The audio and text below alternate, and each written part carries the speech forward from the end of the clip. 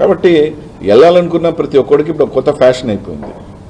జగన్మోహన్ రెడ్డి గారు ఒంటెత్తిపోకూడలు, ఆయన ఇది ఏం తెలుగుదేశం పార్టీ ఆయనకి ఏమన్నా రెడ్ కార్పెట్ వేసి రోజు చంద్రబాబు నాయుడు గారు రాయి అపాయింట్మెంట్ ఇచ్చి పక్కన కూర్చోబెట్టుకుంటాడా? ఎంతమందికి ఇచ్చాడు బీసీ టికెట్లు? ఈరోజు అడుగుతున్న ఒంగోలు జిల్లాలో ఒక బీసీ ఉన్నాడా? నెల్లూరు జిల్లాలో వాళ్ళకి ఒక బీసీ ఉన్నాడా? తిరుపతిలో ఉన్నాడా? ఈరోజు చెప్తా ఉన్నాను, ఒంగోలులో ఈరోజు జగన్మోహన్ రెడ్డి గారు ఒకటి ఇచ్చారు, మళ్ళీ ఇప్పుడున్న నెల్లూరు జిల్లాలో ఒకటి ఉంది, ఒక ఎంపీ ఇచ్చాడు ఈ ప్రాంతానికి సంబంధించి. ఈరోజు కొత్తగా ఇంతమంది ఎంపీలు బీసీలు వస్తూ ఉన్నారు.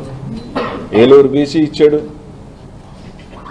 నర్సాపురం పార్లమెంటు బీసీకి అభ్యర్థికి ఇచ్చాడు జగన్మోహన్ రెడ్డి గారు. తెలుగుదేశం పార్టీ ఎన్ని ఇస్తుంది?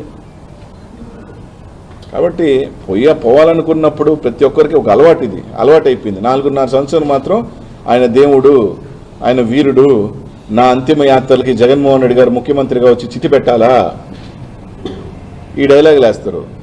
పోయేటప్పుడు మాత్రం ఆయనది బాగా మోటార్ సంపాదించుకుంటారు, బాగా చేసుకుంటారు, మళ్ళీ ఆయన తిడతారు. ఈ ప్రతి ఒక్కడు ఇది ఒక అలవాటు, ఫ్యాషన్ అయిపోయింది.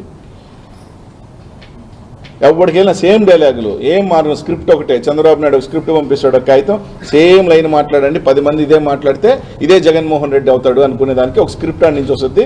ఇదే భాష ఎవరు చేసినా ఒకటే డైలాగ్ డెలివరీస్. ఏమన్నా మారుతున్నాయా?